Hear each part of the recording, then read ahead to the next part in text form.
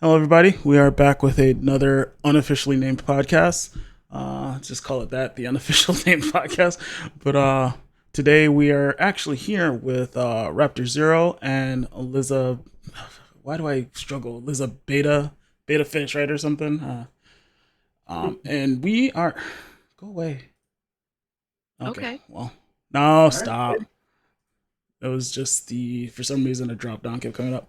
We're here to discuss Black Mirror and the episode from Black Mirror called Joan is Awful.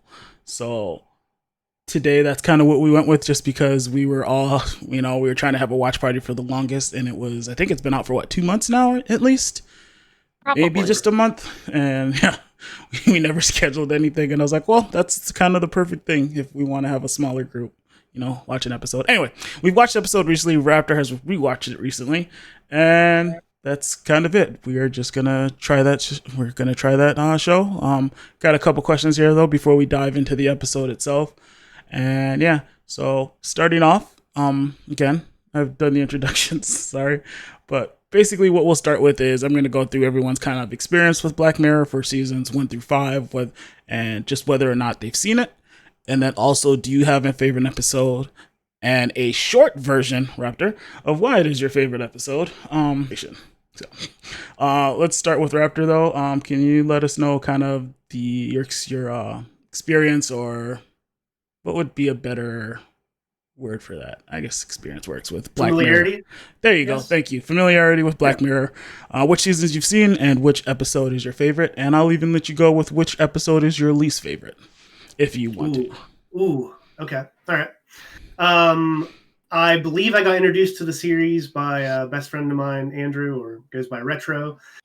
He brought it up. We watched it at his house. I got hooked on it immediately. I have loved all of the episodes. They are all good. They all have their own personalities, I'll say. They have their own overarching themes, but the thing that really is cool about the anthology type is that they all do link together, always leaving you wondering if it's actually one cohesive universe, and you just can't figure out how yet. I know that comes up in a lot of episodes with flashbacks and little technology things they throw in to show you that it's the same grains, for instance, or memory manipulation or a technology theme. But White Christmas is without a doubt my favorite episode. That one is just a thriller beginning to end. It encapsulates everything that Black Mirror is, and it does it so smooth that by the time you're at the end of the episode, you want more. Like it's a standalone story. You'll never see it again, but it engages you in that universe. You're thrilled to watch it all the way through. The music, the soundtrack is good. Just the whole thing. As far as least favorite, that's a tough one. I think I'd be willing to watch any Black Mirror episode at any time. I don't think I have one.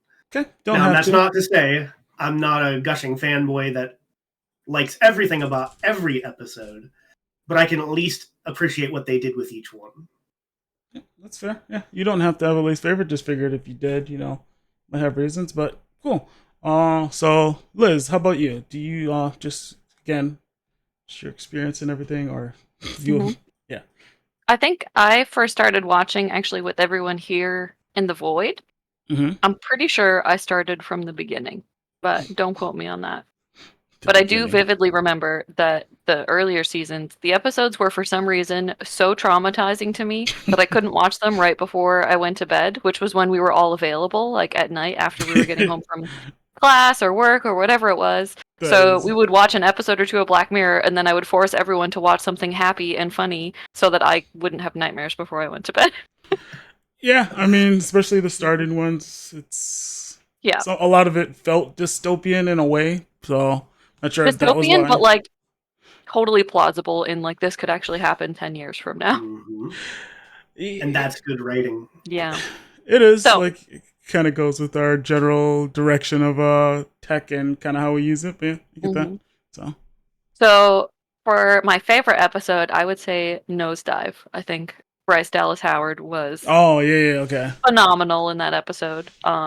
And again, I think the episodes that spoke to me the most were ones that seemed like they were terrifying enough, but also still totally plausible. And like, this is something that could happen. Mhm. For my least favorite episode, I would probably have to say Smithereens, the police, the like British police one, where they're in the cop car together for like the majority of the Oh, episode. okay, the last season. Yeah, okay. Yeah, yeah, that one Season is 5. it's just like a paper thin plot, and even despite it being like based around a hostage situation, it was just not exciting at all to me. So Hmm. No, that's fair. yeah, And you've seen all of them too, right? yes, Okay. So I'm pretty sure you have, but I wanted to make sure. So for me, I think it was with everyone here that I also started watching all the seasons, and it was what the hell is it? I think it's the entire history of you is the name of the episode. It's Yes. essentially with the grain, and that would be my favorite episode. My least favorite, oof, that's difficult. Like Raptor said, they're all pretty good. It's just mainly which one did I enjoy the least, and it would be it's the black and white one, I think. I don't know what the name of that one is, but it's Metalhead. essentially Metalhead. Yeah, The that's robot one? yeah. That was my least favorite. Again, it wasn't bad. It's just for me, it didn't kind of it fit with the theme of the show, but it really didn't. Just as far as going like it was just a post-apocalyptic world where everything had happened and all you see is kind of the results of it. You see people running, you see people scavenging for materials and all that. So wasn't a bad episode. It was just my least favorite of those. To be honest though, if I had to pick a actual bad one, it'd probably be the Miley Cyrus one. So I guess that'd probably be more so because I was initially thinking 1 through 4, and then because season 5 in its entirety, they weren't bad. It just, again, those didn't fit with what I had come to expect from Black Mirror because it was less technology based. Like it was technology involved, but it was more so involved in the psychological effect on people from technology. Because like Raptor, you had the Smithereens one, and then where oh no, Liz, sorry, yeah, it was Liz. You had the Smithereens one, and then it was after that. It was just literally the whole thing in the car, and then the one before that was with was it Anthony Mackie, I think, and it was essentially him fighting his best friend in a fighting game, and I'll leave it at that for anyone who hasn't seen Fighting. it. Yes, Yeah. fighting. He did fight him in a fighting game. I don't know what you're talking about. Whatever happens after that, you'd have to go watch and for yourself. We are assuming that everybody watching this has seen episodes, right? Well, I've said at the beginning what it was about, so we're mainly going to go into detail about Joan is Awful. And so if you haven't seen Joan is Awful, yeah, it's going to be spoilery. And that's why I'm kind of trying to be vague about the ones that I'm talking about. The entire history of you was my favorite, though, because that was psychological, but it was like deep. The psychological effect on how people acted was deeply ingrained on, lies too, and then what they had access to kind of prove each other right or wrong. Like, hey, I didn't say that. And the episode revolves around being able to watch something and rewind it in your head. That's literally shown within the first 2 minutes of the episode. So I'm going to go ahead and let you know that. Anyway, not going to go too deep in that because we have an episode to get to. So Joan is Awful. Let's see. Since this is spoiler, I'm going to go ahead and say it. Joan is Awful revolves around essentially a person's life being recorded and played back or stitched together CGI or wise. It's from a quantum computer, and just kind of the effects it had on it. It's more than that, but I'm sure people will go into it and their kind of feelings of the episode, so I won't, get too specific. But let's see. So for this, I've already laid the ground rules as far as our conversation is gonna go, and then outside of that, we're just gonna go around the rule and get everyone's first kind of feeling on the episode, and just try not to go too into it. Just your first reaction to the first viewing, Raptor. But you can do the second one too. I just kind of want to get it because we're gonna go into that. I just kind of want to get a feel like, hey, the first time you watched it, what were things that caught your eye, and then we can go into the second time after. If you know what I mean? It's like I'm not trying to be like, well, you can't go the second time you watch it. It's just more so I want initial reactions since that's kind of what we've all seen right now, if that's okay. And then, of course, you will be able to go into detail after. But we're going to start with Liz, though, this time. And so, Liz, can you give us kind of your first reaction to watching the episode, your views on the episode, and then just something that may have stuck out for you? Yeah. So I'm free to spoil. Yes, spoiler. Yeah, spoilers. If you're still here at this point, that's on you. I don't really care at this point. No offense. You've made your bed. Yeah. So yeah. So I thought the episode was really good as a whole, especially compared to some of the other more recent episodes, like season 5. I think was pretty meh, Yeah. or maybe it was season 6. Whatever the Oh, other it's most 5. recent It was season is. 5. Yeah, it's 5. It did have a lot of good twists. I Mhm. fully was not expecting our Joan, like the main Joan that we've been watching for the majority of the episode, to not be the main Joan. She wasn't the source Joan. That was a good twist for me. I thought it was interesting to think that, okay, well, if she's not the source Joan, then there is a source Joan out there who's already done all of these things too. So yeah, I thought it was good overall. Raptor, can you kind of same question, and just Yeah. your thoughts and everything? Overall, I'm going to agree. Beginning to end, it was quite good. It was. I had a tickle in the back of my head about the Joan we were watching just because of her outfits. This is maybe not relatable to everybody, but when you're presented with a character on a screen, you accept their clothing choices and their mannerisms as the character as they're written. But for whatever reason, to me, not knowing that the Joan we're watching is an actress in real life, she's just a person put in front of me. And for whatever reason, her mannerisms and her clothes didn't jive with the person they were presenting Joan to be. It almost felt like her clothing choices didn't match the personality of the person I was being shown. So, like, they put her as this manager who is responsible for firing people or managing projects, but she's hyper nervous. She's jittery about the 10:15 appointment that she had to have known about ahead of time. And she went through with it, but she had to like leave the room to have the employee escorted out and things like that. And while that's a very reasonable thing, people have a hard time managing. It just seems like her wearing the rock and roll t-shirts and the punk stuff didn't jive with the person who lived in the same apartment with Krish, right? That apartment is all very nice. It's very fancy. There's a guitar leaning up in the corner. They use nice silverware. They cook. Like, it doesn't scream punk rocker to me. And so something spoke to me there that this person who dyed her bangs is not the same person who would wear those clothes. So when it was revealed later to be that there's a source Joan, even though that she's doing the exact same things as the Joan we're watching, it suddenly like felt like an epiphany to me that it wasn't her. It's like if you put Selma Hayek as the source Joan, I don't think it would feel as good as your, not to be harsh about it, but normal Joan. The original Joan is just a person, right? She doesn't have to be this beautiful, flawless actress to be relatable. And so somehow to me, having Source Joan be a regular person made it feel so much better. It's instantly relatable, that it all clicked into place, that this person's just living her life, making her own clothing choices.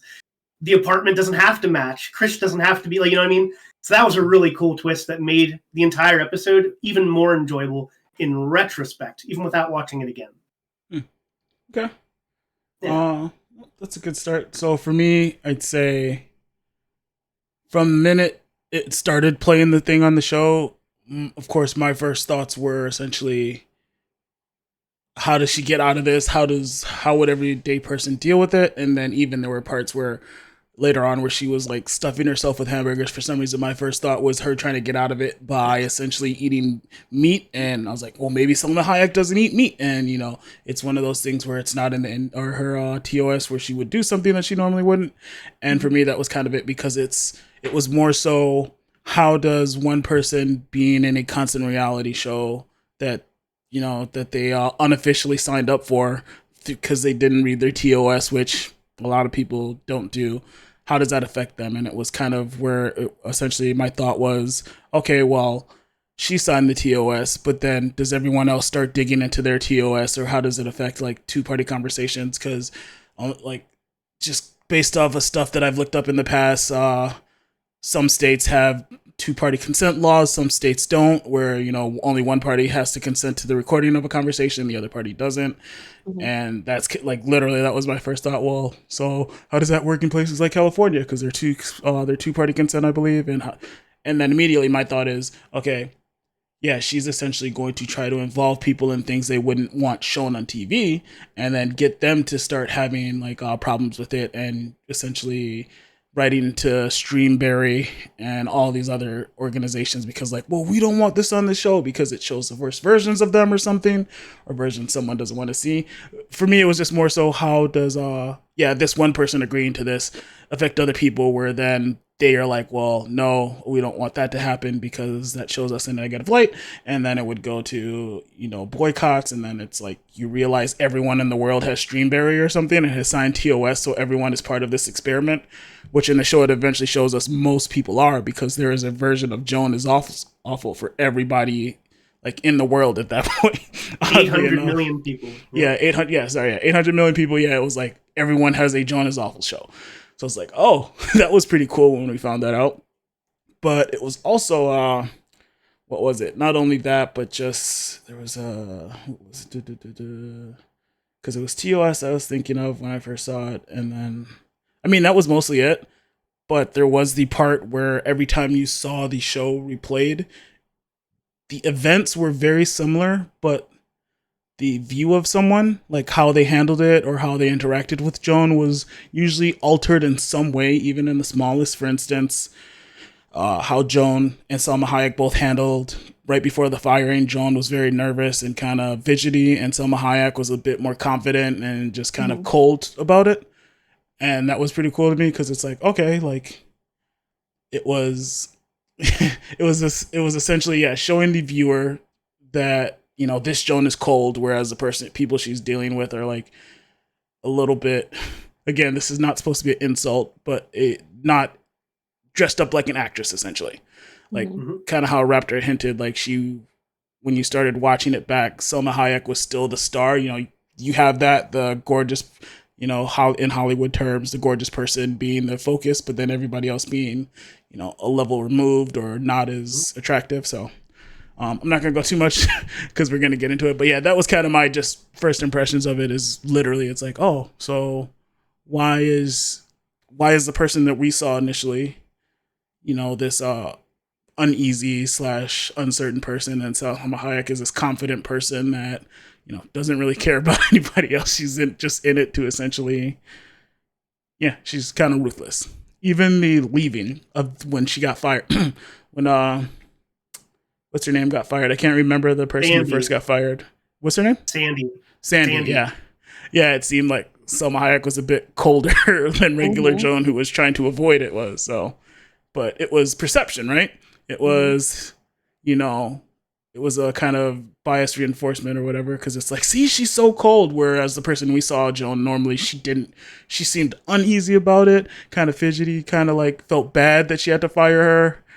And like, even when she left, she was like, shit, but it was her job. There was nothing about it. But Sandy was like, see how cold she is to me, when Salma Hayek was portraying her. But that's not the person we saw before. We didn't see this cold, calculating person who was just like, yeah, gotta get ready to fire this bitch. Get her out of here. That was definitely That was definitely a point of like confusion for me too, because as the episode started, it's like, okay, yeah, she has to fire this person, but it was the board's decision. It's just her job to fire her. Yep. So I'm like, the name of this episode is Joan is Awful, but as of right now, I'm not seeing anything that she's done that's awful yet. So in my mind, I was already thinking like, okay, she's going to do something terrible. Yeah. The terrible thing was the bar meeting, like from the relationship, but just like her general personality didn't come off as someone who wanted to be awful. Right. She made bad decisions, but it wasn't just like this, again, the Selma Hayek character, calculating, don't give a fuck person. Right. And that's where I was kind of starting to be like, all right, so they're just going to constantly kind of portray her as this worse and worse individual. Everything gets like slightly more exaggerated every time the scene plays out. Yeah, and they don't care about Joan's life at this point. Like, they're like, okay, how we portray her doesn't matter because we have her TOS. So it's more about how is the audience going to react to someone who's supposed to be this awful person, and how do you do that? You reinforce confirmation bias, and like, that would be awful if she did that. It was awful that she did most of the stuff. So maybe the original Joan didn't even kiss him in the bar. Maybe she just went for the meeting and none of the other stuff actually happened, Exactly. But I think part of it was start off by showing something that she did do, and like you said, in a slightly different light, maybe, and then as it progresses, get worse. That way, it's like what you first saw, you're like, yeah, for the boyfriend, yeah, that's how her morning started. That's what she said when she did the eggs and everything, and this is what she told me. And then it was, yeah, fucking awful scene. And then that way he doesn't have a issue later on with believing that she would do something like, respond to this guy's text or kiss him in a bar, because everything he saw up till then was like, yeah, that's exactly what happened today. So this is like a shot for shot of our whole day. And so it turns into, yeah, like, oh, so you cheated on me? And like you said, Liz, maybe she didn't do that, but it doesn't matter. It's already in his head that this is supposed to be an exact recreation based on how she's reacting and based on what you already know. So, yeah. And then Sandy just like, again, Joan wasn't like Selma Hayek was on the TV show, but when they were watching it in the bar, it was essentially, she was like, yeah, see how awful she is, when that's not the reality of things. And Sandy was there, the actress Sandy, was bawling her eyes out on the desk when real Sandy didn't. Yeah, exactly. So they made it more dramatic for Sandy, too. Yep. It's but not just Joan. But that's not the part she pointed out. She just pointed out how awful Joan was for firing her, and like, yeah, that's exactly what she said to me, or that's exactly how she was acting. And then even, oh God, the dog's trying to break his way in the door. But yeah, that was kind of my feel. I know that was a little bit longer, but that was kind of my 2 cents on just the general feel, like literally first kind of watching the episode, my first thoughts. How does she get out of this, and how does it affect other people? So from here, I don't have anything specific we could talk about. I feel like if we want to talk about more so the themes involved in the technology, that's kind of where we would go next. And with that, I mean, the technology it's kind of weird, right? So in previous episodes of Black Mirror, there were specific, the technology was more specific, like the use of it, so to speak, whereas this one's more so the technology that we supposedly use in our everyday world, I feel. And, we can have some disagreements or just kind of discussion with that. But whereas the lawyer explained it as, when essentially you have your cell phone with you and you're talking about something, and that's how they know to target you. Well, because your cell phone is essentially always listening. And okay, I'm gonna have to pause for a second because he's trying to break down the door. I apologize. He wants in on the podcast. Yeah, give me a sec. Sorry about this, guys. I can't turn off my camera.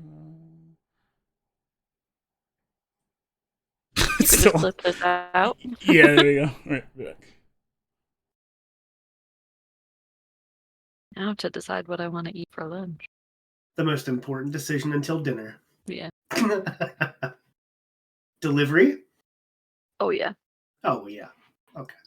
Well, we're starting off on a good foot. Good first decision. So next, your coupons. I have. Exactly. Of course, that's your next. Yep. What kind of bargain can I get? Yes, exactly. Thank God this isn't going to be in the podcast. Everyone's going to think I'm a crazy couponer. I mean, I already have a reputation for being combative and argumentative, apparently. So yeah. You have that reputation too? I know, right? When did this happen? I don't feel like I worked on it. I feel like it's defamation. Who can I sue? Speaking of that, I just finished watching the court case about the defamation trial between Johnny Depp and Amber Heard on Netflix. I saw that it existed, but I don't know anything about the actual case, so I didn't watch this. Oh, really? Really? Oh. I guess I know that Johnny Depp is an actor, but that's yes. about as far as I got, yeah. Okay, yeah. I wasn't, I guess, hardcore following the trial as it was going on, but I knew that it was being live streamed, and I read some of the stuff like about the actual case itself, and that's probably why I was like, actually, I could watch this. And it's only 3 episodes. Was it good? Yes. Talking about the Amber or Johnny Depp thing? Yeah. And I was like excited about it as it was actually happening, like not live, but like as the trial was actually going on. Mm-hmm. But the way that they pieced it together in the Netflix like docu-series made it much more interesting. Because they're what would you call it? Their not a deposition, but like when they were actually in court telling their stories was in fact 2 weeks apart from each other. I think deposition. Yeah. Amber Heard was there, and then 2 weeks later, Johnny Depp was there. But them like piecing it together, yeah. Some of that shit was wild. So, we are back. The dog has been let into sleep because the girlfriend did not live up to her part of the bargain or keep up her part of the bargain. That does happen. Yeah, yeah. No, I think she was making breakfast, and he just decided now would be the time to try to break in. So That's a not actually fault, but I gave her shit usually for you it go nonetheless. towards the food, huh?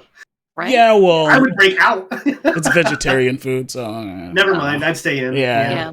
He kind of was like, I'd run nah, away too. want no part Vegetarian of this. food. Mm. Yeah. Is that salt? Is Yeah. that salt? Yeah. I'm Anyway, gonna use that more and more. back to kind of the Joan is awful. So again, like I was saying, technology and everything versus what we've seen before. And for me, initially, I think what I was talking about was just kind of the implementation part of it. Whereas, like, the entire history of You had the whole grain thing involved. The White Christmas had the cookies, I think, what they were called, or something like Mhm. that. And again, I won't ruin those episodes for anybody, but it was just like digital representations of people for White Christmas. And then, what was yours, Liz? Nosedive, which was Nosedive just had the all technology. Social was like- ranking. social social media. ranking. Yeah. Yeah. So those were all very clear implementations of technology. Whereas Joan is Awful, it just had the kind of our everyday life where we experience, people essentially getting bombarded with ads because they were talking about something.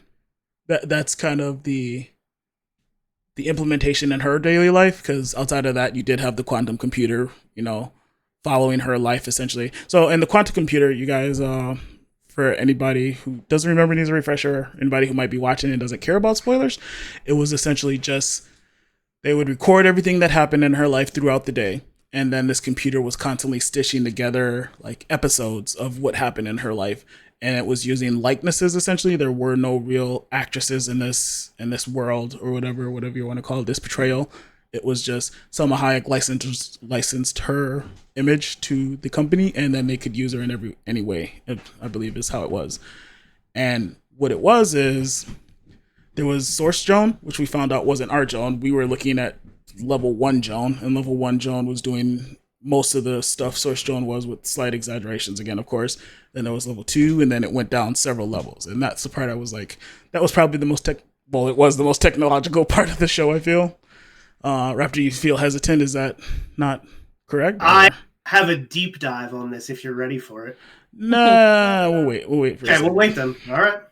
But yeah, Don't that's worry, kinda I've got it written essentially down. I heard you typing earlier. So You that's heard half essentially that's essentially how was the highest point of technology I feel in the show. But outside of that, just the typical interaction was not as high tech based, if that makes sense. Can I take a different perspective on that real quick? Absolutely, yeah. That's kind of what we're talking about. So I'm going to go the opposite view with a slight change in perspective. The technology was there and important all along, but it wasn't the focus. It wasn't until late episode that you realized that you're even in a multiverse CGI universe. The technology was the most important thing in existence, actually everything, but you didn't know it, so they didn't need to point it out until the end when it mattered.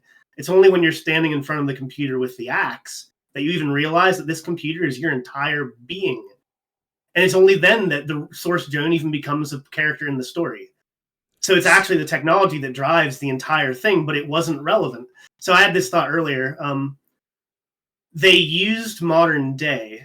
So you have Kias and you have things like that in the world that are relatable. You have smartphones, but they didn't give you an Alexa type device, something like that, because it makes the monitoring too easy, right? You don't have the cookies from other episodes that are having access to memories.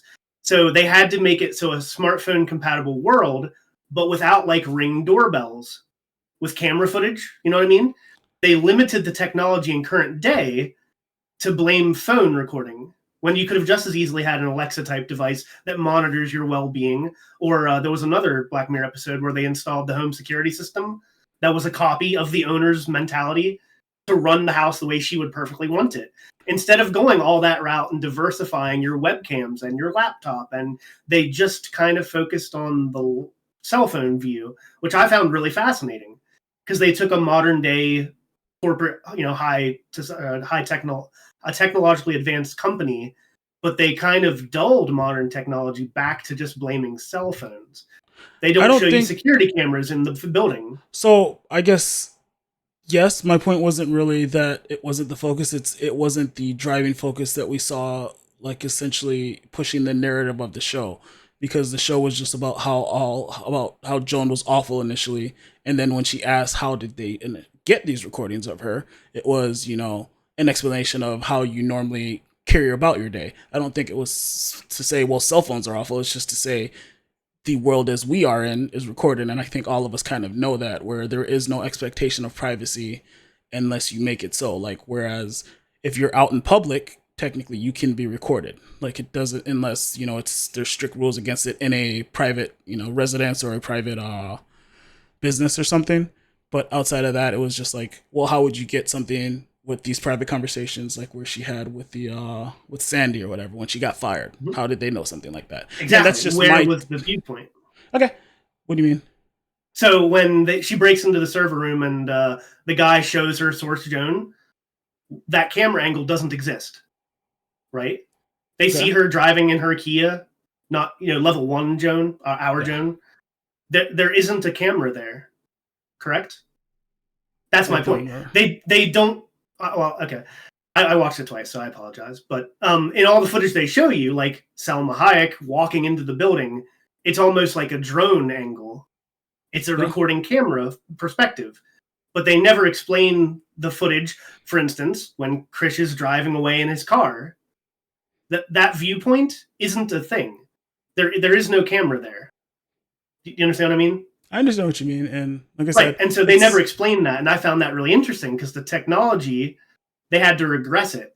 Because modern day, if you watch the story now, you'd use the Ring doorbell, you'd use the OnStar in your SUV, you'd use the cell phone in your pocket. Like, you'd pick a thing, but they removed a lot of the technology from modern day in order to make it less technologically apparent. Does that make sense? Yeah, I guess I understand what you're saying. Like, when they're making the series, for example, about Joan's day, everything that happened throughout that day is pieced together by things that have listened to what happened on her day.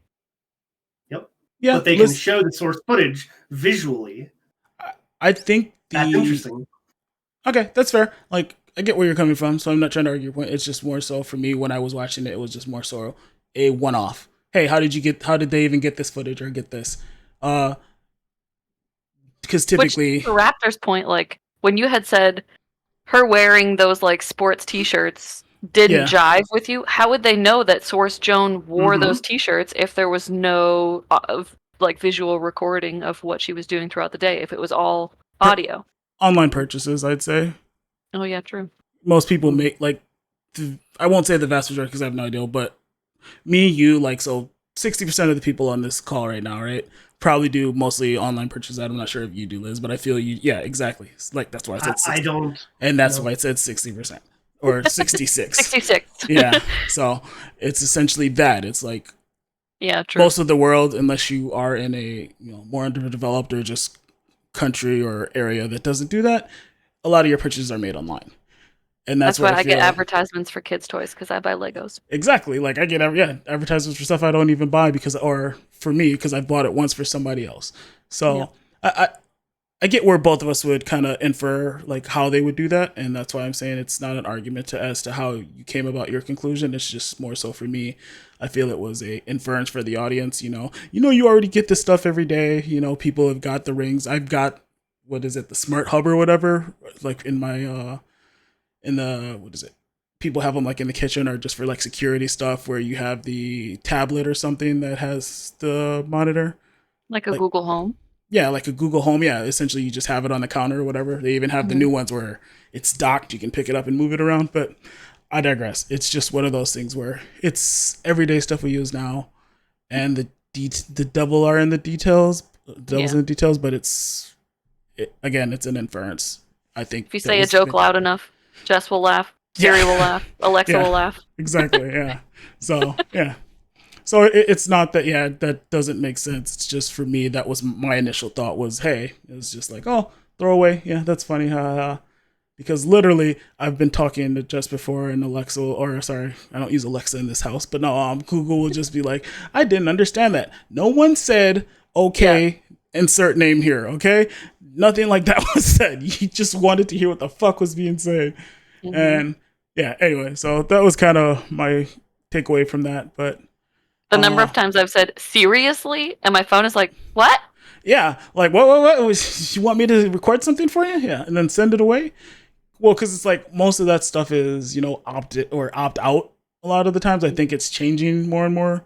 But originally, it was like, hey, you have to opt out of this, or we will automatically start using your recordings for That's why there's a Facebook lawsuit right now. Yeah, exactly. Yep. So now it's like you have to opt into it. Like, would you like to send us back data?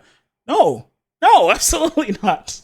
Anyway, but so that's kind of my take on the use of the technology in the episode. I feel it was a lot better than the original, or the not original than the last season, because it does use it, but it's definitely an improvement over the last. It was a very good episode because it is something that I feel could happen in today's life, maybe on a smaller scale, like maybe just conversations or something you've written on some kind of like on Twitter/X or Instagram, like you've posted stories of your life, so they decide to take it and use it. Anyway, let's see. It is kind of one of those things where I feel I'm trying to remember the episode because it's something that South Park has done before. I think like something similar is the episode that parodied the centipede or human centipede. So in case you don't know, the human centipede is like this. I think it was a joke movie. Humans stitched together from. I think it was from SML. Yeah. Yeah. So it was supposed to be a horror movie. Yeah. So humans were stitched together essentially, and South Park went and parodied it, where humans were also stitched together with Kyle, I think, literally being in the middle of the centipede. Kyle's a kid, and then there's one adult in the front, one adult in the back, and his mouth is literally stitched to the ass of another person. Anyway, it was essentially because it was a iPad, and they're like, well, you didn't read the TOS of the new iPad, so we're allowed to do this to you. And that's where, for me, that's jokingly where the inspiration for the episode sort of came from, because you didn't read the TOS. Everyone jokes about like, we don't read those things. Well, it's I would hope that governments would never allow something that intrusive to be put into it, but you know what I mean, like that is the joke. Like, it was in the TOS. You don't read your TOS, well, we can't do anything for you. Like, so anyway, that was kind of my jokingly takeaway from it. Is it's been South Park's done it, and it is a scary thought to think that something could be included because you didn't read the terms and condition of something that you feel like should be pretty simple. Like, hey, don't pirate, don't sell. Not we reserve the right to use your everyday life and our own TV show. So, so I guess, do you guys have any more points about just your view of the use of technology, or just how it compares to previous seasons or episodes? Raptor? Yeah, plenty. Well, one of the big topics is, of course, digitization of actors, intellectual property, right? It's a big concern with, like, Clint Eastwood being digitized. He's able to be used for whatever they want after he's dead. So his voice, his mannerisms, his appearance now belongs to the people, basically. They can use him for things even he wouldn't approve of, which comes to the Selma Hayek in the church scene, right? She didn't have to agree to that. I did kind of question at the time how she was watching it, because that means she would have accepted the terms herself, but she also had an agreement to get paid. I find that a little strange that if they already owned her as a viewer, they wouldn't have need to pay her. But I guess they needed to. No, I don't think. That was a little bit of a hook for me. I didn't understand why they had to pay her if they already owned her likeness. Well, they would have to pay her for them to own her likeness. But they didn't pay They didn't pay Source Joan. But Source Joan's likeness wasn't in Streamberry. Like, it was Salma Hayek's face that was in the episode of Joan is or in the season of Joan is Awful for someone watching it. And that's not to say that Salma Hayek necessarily agreed to the same terms and conditions Joan did. Yeah, I mean, like, Salma Hayek had a lawyer who negotiated those terms for her. Just poorly, which was another thing that was kind of confusing for me, because if your job as a lawyer is to protect your client, wouldn't you think that they would notice that something like that could happen in your terms that you're signing? Yeah. I can't remember if she said specifically if she saw it or it was just because it was on the front page, but it was just, yeah. For me, that's the only part is like you were saying, Liz, it could have been negotiated before she even, or she had her lawyer, go through all that and then adjust her Streamberry contract, or her Streamberry contract wasn't the same. Because it was only 800 million people, right? And like, no, that goes too much in the details. What's the population? How many people have it? But yeah, so it's just one of those things where everyone's terms and condition could have been different. It is always those like, but we assume that they wouldn't be. But in a situation like this where you're literally ripping off someone's entire life, I feel that someone would have read the terms and condition and then like, oh no, and then their contract may have been different just to keep them from necessarily outing what's in it to everybody. Like, don't sign your Streamberry terms and condition. It'd be all over the internet, right? Normally. Yes. But in this case, it's like, well, if you just adjust mine depending on the individual, like, this can go away, or I won't say anything, or just maybe you don't send it to that person who's online, if footprint says they are a person who's likely to leak something like this. Like, there's so much data collected on everyone. It is one of those things where you could focus what you put in someone's contract according to who they are. If they're a person who goes online a lot, you would never put anything like that on there because, yeah. I wonder if there was no version of like Mac is awful, because the first scene that we see him interacting with Joan after she finds out that all of this is happening, he's like, I told you to read your contracts. Yeah, exactly. So it makes me think like maybe he did and didn't agree to whatever it was in the terms. Or his was different, yeah. Yes, yeah. Yeah, because you are right. Yep, he did say that. He was like, yeah, you're supposed to read those things. And like, to my argument, no one reads all. No one reads all of it. Yeah, there you go. Like, I've skimmed through most of mine, like especially when they do new ones, but I've never read it its entirety. Maybe I shouldn't put that out there because now I have to read every fucking thing. But it's supposed to be the basic. Don't use this for nefarious reasons. You can't use the intellectual property. Yada yada yada. But I don't know. That's kind of my takeaway from it. I do understand. Again, this is why this is fun, though, because there is, hey, what would be your first thought? What would be my first thought? What would be Liz's first thought? Because it is different, So, I don't know. They had the scene there where they showed the interviewer, Fatima, and that Fatima is awful. She was surprised. I think it would have been a really nice touch, though, for the CEO to also have one, right? Because, but she would never. But why? That's the question. She wouldn't right? agree to those terms. Exactly. Does she agree that this is terrible for an individual, but good for viewings only? Because that speaks to the corporate monster, right? That viewership is everything. Absolutely. In which case, as we're talking right now about reading end user agreements, if there is a clause in there, people would stop signing it. They'd stop signing it. Viewership would drop drastically. If you released 800 million episodes insulting people, you'd stop watching. You know what I mean? So look, I was looking at it from perspective of equal opportunity. If the CEO had released an episode of herself too, because people would watch her episode, that's good for the company. You know what I mean? So you might be watching Joe is awful and Betty is awful, but wouldn't necessarily watch your own. Does that make sense? It makes sense. Because I feel like you'd have a severe drop off in registered users once you released these episodes. And this interview was about to do it. Joan is Awful is the only example, and very few people in the world know Joan exists. But once Fatima, the interviewer, releases that there's 800 million episodes individually tailored to every individual, I feel like they're going to rebel. They're going to hate the idea. Well, that was my original thought of just, how to get it to stop. But at that point, it doesn't. But she was proud of that idea. It doesn't. She was proposing it to the interviewer as a positive thing. But as the owner or as the CEO, doesn't matter. Your episode would probably be highly edited.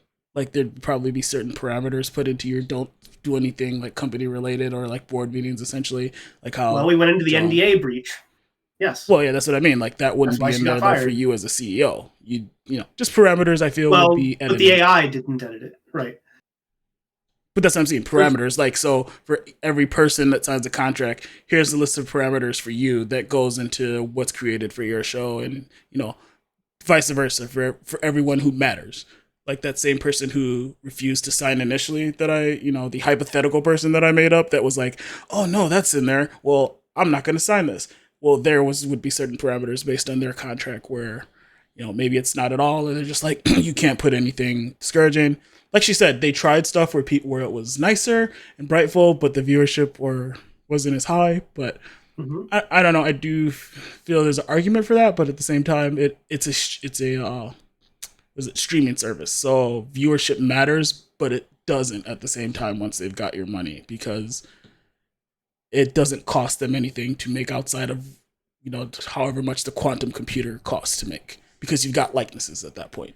Again, that's just how I would view it, because it's business standpoint. Likenesses are more important at that point because it's all CGI. You no longer have to pay actors. As a company, you're only cared about 1 month's worth of earnings. Because if you release 800 million shows in a month that put every viewer at risk of their livelihood, the next month you have zero viewership. I don't think that they would have released all of them in a month. Yeah. You don't think? No. It didn't seem like that was how it was presented. Because it's like, why would you do? You kind of keep people on the hook. Like you keep. Well, they did one as a trial, so I don't think it would make sense to jump from 1 to 800 million. I don't think the system could hold 800 million shows of someone's daily life. But we don't. Actually, I had a perspective on this too. Mm-hmm. The quantum computer, because I know it's key to the whole thing. I had a perspective, an epiphany actually, just watching it the second time, that the entire sum of this episode is actually kind of as a result of contemporary AI. So they propose this like magic quantum computer. They don't even know how it works, right? But it only goes off of what it knows. And I feel like this is a huge real world implication that a lot of people are afraid of evolving AI. But understanding of how AI works and how it collates data is important to understanding what they can do.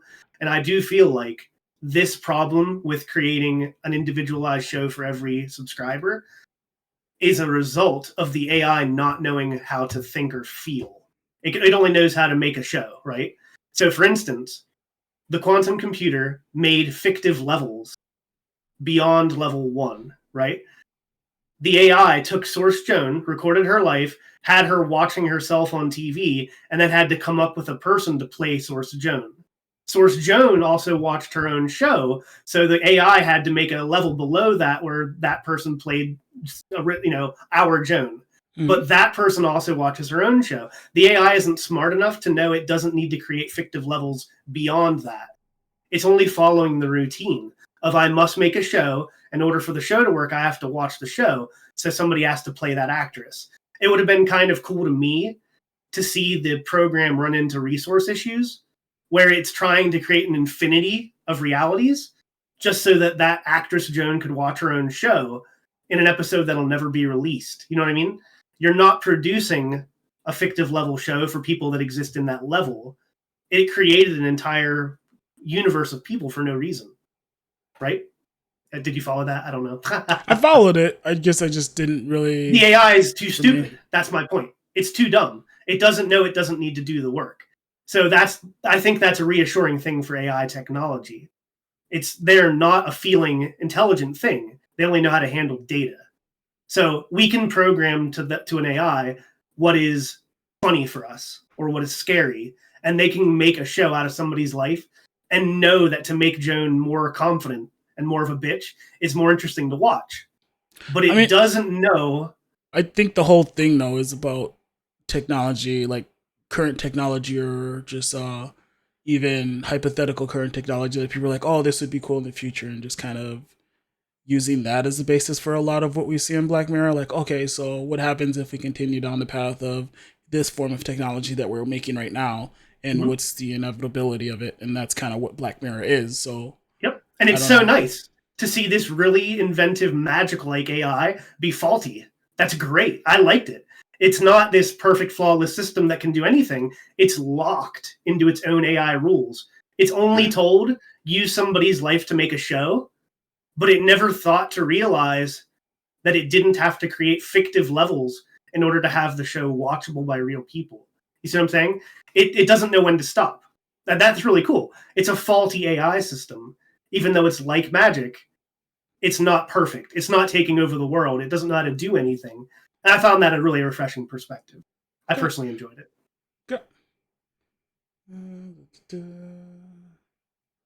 Guess for that, so Liz or either one of you, did you guys have any more to add to just the use of technology? And no, how, I don't think so. Okay. So what I had next was, let's see. Oh, so it was a little bit how I spoke about earlier, the kind of personal interactions. And my next question was, was just more so, did you see the way they handled the kind of escalation of personality or just mannerisms from, maybe a base level person who's not used to, like I was saying earlier, to firing someone, to how she became a more confident person and less cold about it, and then how, well, we never saw Kate Blanchett's version of it, but you know what I mean? Like it all did come down to perspective at some point. So I was curious if anyone had thoughts of maybe how it differed further. So was everything catered to, hey, it's just making this one show, or maybe we didn't see something where every person's specific device had a different, slightly altered version of it? I do think it was one version of the show, but even being cool if like how Fatima, or no, sorry, not Fatima. Who was that? Anyway, that's the interviewer. Okay, that's why. Okay, so how Sandy's version might have been even worse version of Joan than maybe Joan saw, or her can't remember his name, but her secretary or administrative assistant, whatever you want to call him, version might have been. Wait, I don't understand the question. So just, we think there was different versions of the show? No, I'm saying it would have been more so cool. I don't think there would have been different versions, because that's kind of a whole nother thing, but just, I guess the best way to put it is, how did you view, or how did you take just the fact that it was escalating versions of a personality? Like, what was your view on that? Because I know you talked a little bit about it when I mentioned it the first time, but how did you feel? Was it good? Was it conducive to the show? Was it good for the show, just seeing the actual, level 1 interview and then looking at level 2's interview and being like, did you notice that at first? Like, holy shit, that was different from what she actually said. Does that make sense? Like, what was your take on just how they changed the personalities? Yeah, I think I understand. I mean, in very general terms, people like watching things that are exciting, and to watch what Source Joan would have actually done probably wouldn't be very exciting. Been boring. So they had to up the ante for what we saw our Joan doing as slightly more exciting, and then up the ante even more every time after. I think it would have been interesting for us to be able to see more than just the two perspectives. Yeah. Like the main Joan of the episode and then Salma Hayek's Joan. I would have liked to have seen either Kate Blanchett's Joan or Source Joan to see like how much more extreme did it get, or how much was the actual reality of what was happening. How much more timid was it at the beginning of the Source? Yeah, because I was actually interested. Like we saw, I think, 3 or 4 scenes of Source Joan, but outside of that, I was interested to see how she handled like even her date with Mac, or her initial what was it, the actual firing. I can't remember if that's the part that they showed, but I think they showed like a small clip of it, but didn't show it in entirety when she was firing Sandy. But yeah, to your point, I thought that would have been cool to see like another episode or something. Or here was how Source Joan actually handled all of this. Yeah, and even our Joan, like smoking her e-cig on the balcony after she had to fire Sandy, drops it by accident, and it ends up hitting Sandy as she's leaving the building. But then the escalated version of Salma Hayek's Joan, she throws it at her off the balcony, like wow. Like, what does Kate Blanchett do? Like, going down and burn her with it? Like, just burn her box, like, take a picture, like, and just throw it away. Yeah. Get out of here. So.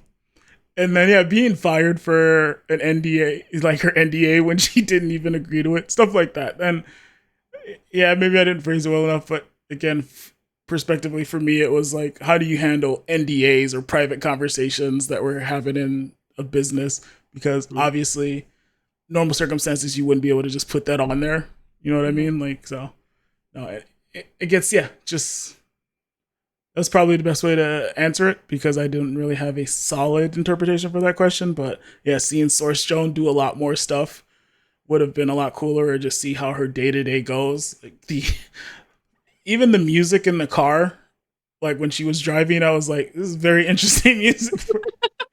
Everybody listens to different music, but then when you see actually or Selma Hayek even in there singing it, again, it was just like it was jarring based on the character she was playing. Not jarring, but yeah, it was just weird. It felt out of place for the character she was playing, but obviously, no one's bound to, I look like this, I can only listen to this music, but being this maybe corporate Selma person. Hayek does listen to exactly. Meg Thee Stallion. But yeah, just being this corporate person and then you're sitting there. Yeah, so I guess did you have any kind of interpretation to wrap of that? I know it wasn't the best question, but it was kind of just maybe a leadway. Just a little additive is I agree with everything you guys just said.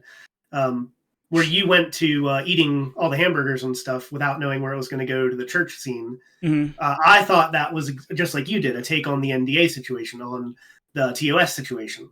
I went a completely different route, kind of more in line with what she did in the church, quite honestly. I thought it was going to be something cannot be shown on television.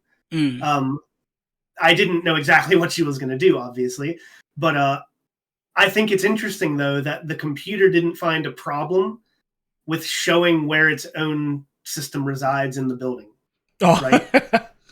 Yeah. So Source Joan figured it out. That's fine. That's what I was going to say. But the computer didn't think to write itself out, knowing it got destroyed by Source Joan. Does that make sense? It still shows them getting to the computer, and it still shows itself being hit with the axe, right? So let's just assume it's real time, yes, because it's a quantum computer. It was actively being destroyed while it was being destroyed. Yeah, well, I mean, it's really fascinating to me that that doesn't negate any kind of its own security issues or agreement concerns or showing the inside of a building that's tightly controlled, right? If her talking about a firing is enough to breach NDA, you would think showing the hallway behind a locked security gate would do the same thing. But it's the only one reviewing its own footage. You know what I mean? So that, I think, takes out ownership of the actual quantum computer owner, the Source CEO. You can't even blame her for creating all this because we don't know the timeline. So it is odd because typically the show was shown like her day happened, and I think somewhere around late at night is when it started, showing the new episode, because that's when like it was popping up on everybody's phones and everything. Whereas when Mac was in the bathroom, Joan is off, a new show available, but that was after all this had happened. There was still day left. It's more one of those questions that it'll never make sense, at least to me, because it's, as you said, it's showing itself be destroyed, but technically that hasn't played yet. So you've been destroyed, right? You've shown up to the part where you've been destroyed. How are you destroyed and then still generating like stuff like that? So it's like, I'm not going to go too much into that. That's not going to be... Yeah, it was really neat. I really liked it. But it came across as, just as you're saying, with the escalation stuff. Yeah. It triggered in my mind the exact same thing.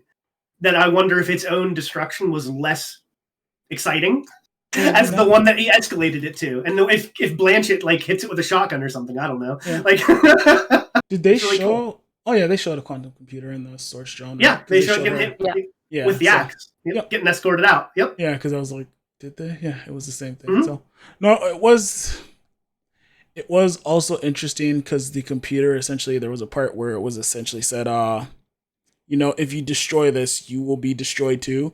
When Source Joan would have never had to worry about that. So what was actually said to her when she was destroying it? It's like, because the episode is no longer writing a 1-to-1. You're not saying to Source Joan, you're going to be destroyed too if you destroy this computer. This is only level 1. At some point, it is deviating. It's no longer doing exactly what it did in the real world. Like, there's no more Source Joan. It's essentially just trying to self-preservation, like explaining to them that, you're all in a simulation, and how Selma Hayek's like, wait, stop, don't put the axe down, you crazy. So, yeah. You just broke into my deep dive. This was it. So the multi-levels don't matter beyond Source Joan. Well, so unlike other Black Mirror episodes where the contemplation of the guy in White Christmas getting locked into his recurring memory over and over and over again at hundreds of cycles per second over a weekend. So that's a bit spoiler, but yeah, gotcha. Of course it is. Well, anyway, we're not spoiling it. Yes. Use of technology in this series has led you to conscious questions of morality for digital consciousness. If that's less spoilery. This one introduces it to you so late that literally pulling the plug on an infinity of billions of people you don't bat an eye. You take an axe to it either way, right? That's very cool. One person suffering a digital hell is enough for contemplation of a whole episode at one point. But here, 800 million, we don't care. And the level below that, I don't care again. And the level below that, it's so cool to see the flip that a single person going through a hell that I understand can make me think about morality for a week. But hitting this with an axe, I didn't bat an eye. They were in the right. Smack that thing. Who cares? That's so cool to see it flip like that. If you were to pose an apocalyptic genocide in a different Black Mirror episode, this would be a deep matter to think about. The implications. Do they have personhood? It doesn't even come into this one. I think the systems are, well, for me, they were perceived to be a bit different, but yeah, I get what you're going. Whereas the cookies and stuff were direct creations, like from a person's mind, and these are just simulations based on a person's actions. That's kind of, for me, where it's separated. What was that, Liz? Even our Joan, as she's in there with the axe and everybody's saying things that makes her hesitate hitting the computer, she has the realization, if I'm here and I'm about to do this, that means Source Joan was already here and already did this. Yeah. And that's what makes her hit the computer. Yeah. And Source Joan didn't hesitate. Exactly. Yeah. So that's why I think it's really cool. The deletion of an infinity of lives, digital lives, didn't even matter in this episode. That's so cool as a switch. Usually but it doesn't for us right now either. Yeah, I mean, we play our games, we kill bots, we don't really think about the shooting bots because there's... I hold ceremonies for my save games before I delete them. Oh, okay. But not the people that you kill before the deletion. Oh, no, I've already justified that their existence isn't worth it, so... They were the bad guys, they were on the red team.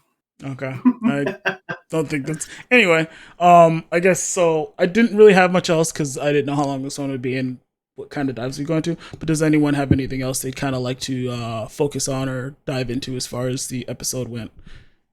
When are we watching episode 2?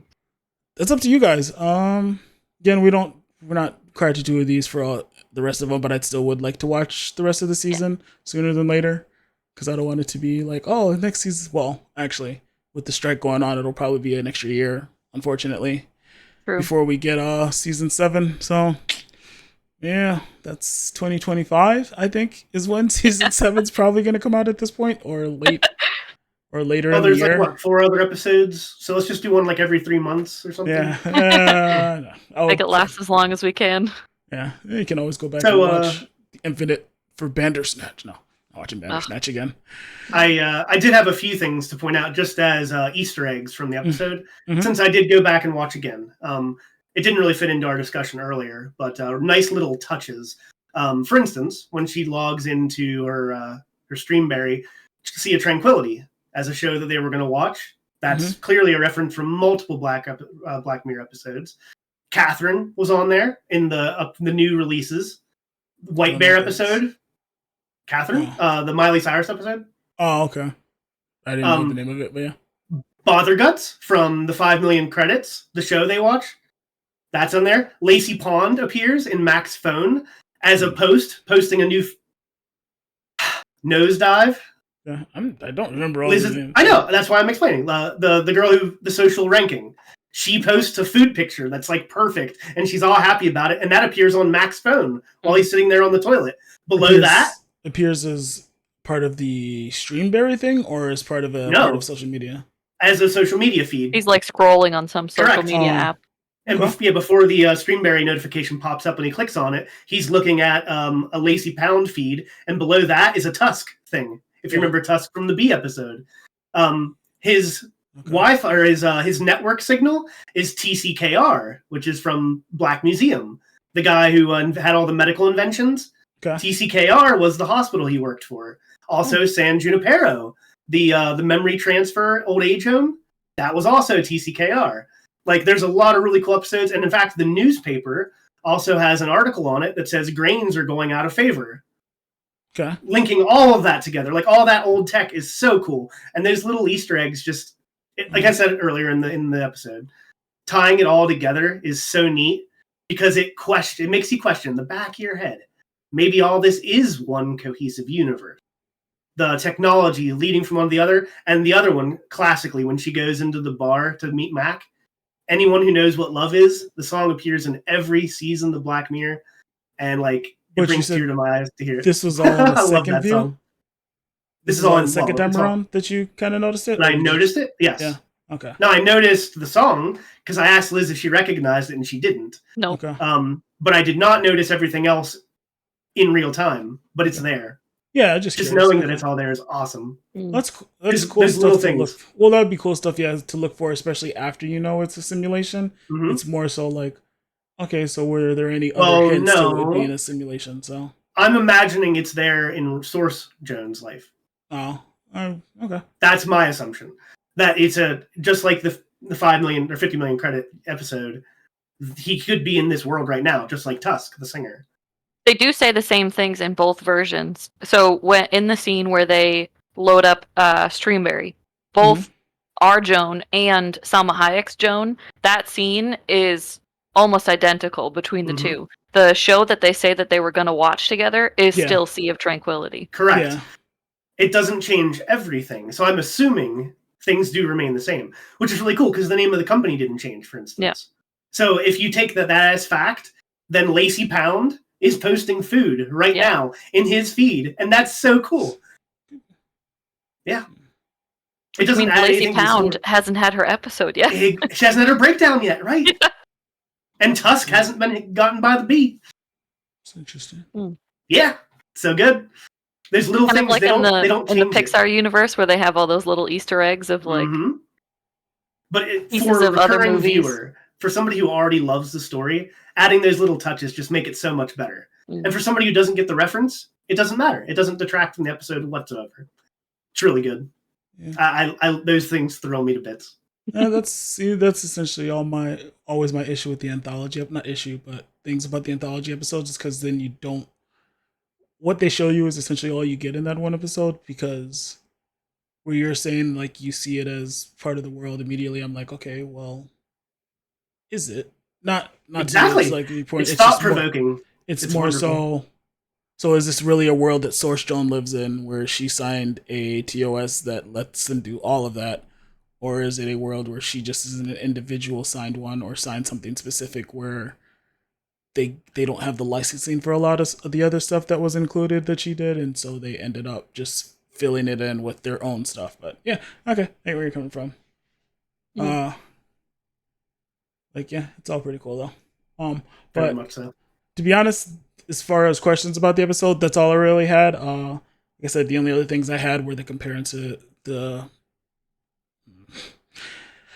comparisons for technology, and that one we went into. But for me, it's also just, now that Raptor mentions the stuff used in level 1 Joan's story, so to speak.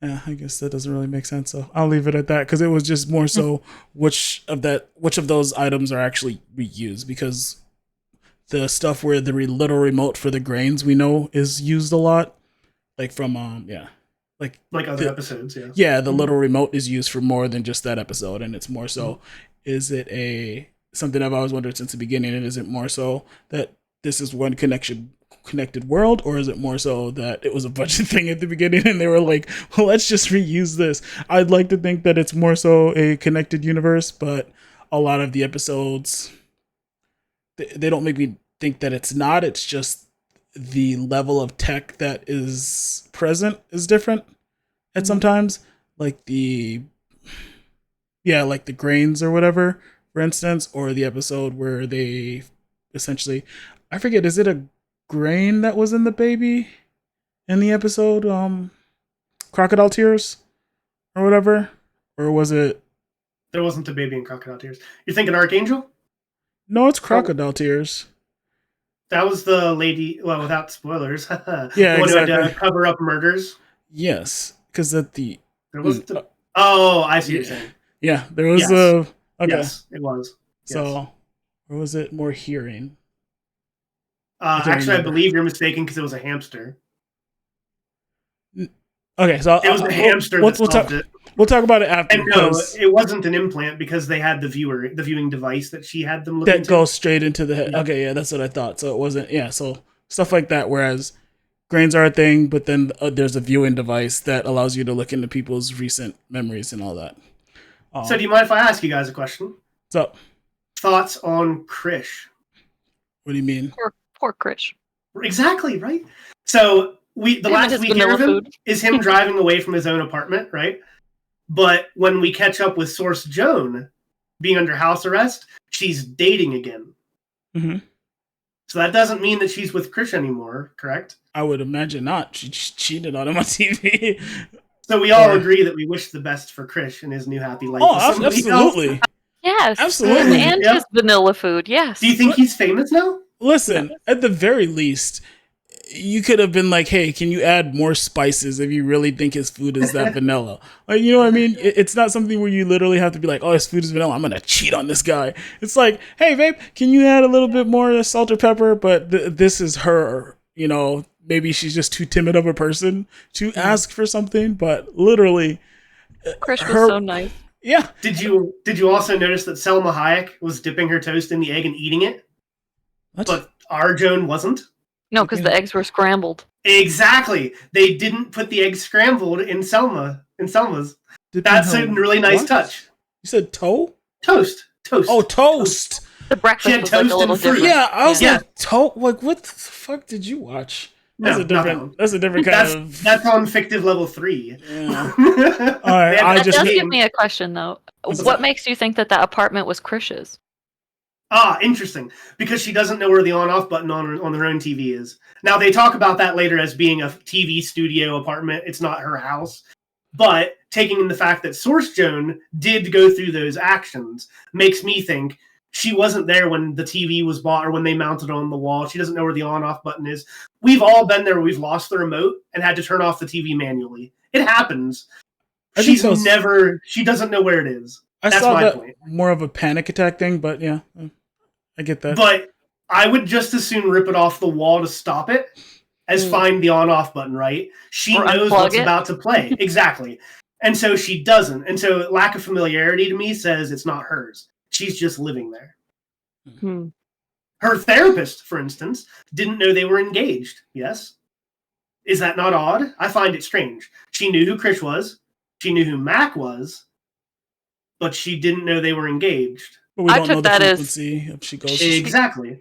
So if you say that's a new development, that's my point. I took that as she doesn't care enough about her relationship with Krish to even bring up with her therapist that she's engaged. That could be too. I was taking it as a duration thing. As you said, you don't know how often they meet, but it means she's moved in recently enough to have a routine, but not recently enough to be familiar with everything in the apartment. That was where I was going with it. But I can totally see your way too. Yes. Okay, so yeah, I think Krish is the biggest victim in the show. Yeah, Krish is the biggest victim here. And they never talked about what he did for work. I don't think it's ever mentioned what his. No, but it wasn't important to the story, I guess. More so, yeah. It would have been interesting, but it is. Do you ever wonder what? Do you ever wonder what Source Krish looks like? Because we never get to see Source Mac either. Oh yeah. Mm-hmm. I did like Salma's Mac though. I mean. Oh yeah. He would dream eat, was he? All right, so this is going into another realm that doesn't need to be on here. I think the last couple minutes, but we'll leave the rest of it. But yeah, we'll end. We'll have unofficial named After Dark special later. So. Yeah, maybe another time. But no, I think we're gonna call it here for this episode. Whether or not we'll do other episodes is kind of up to us as a group. I know we will. Liz will be leaving us for a month. Pretty soon here. So we'll see. That's kind of all we've got for the podcast this week. And hopefully everyone enjoyed it. Hopefully you will be back for the next. Again, thank you, Raptor. Thank you, Liz, for being here. And we look forward to seeing you guys again. Bye. Bye. Bye.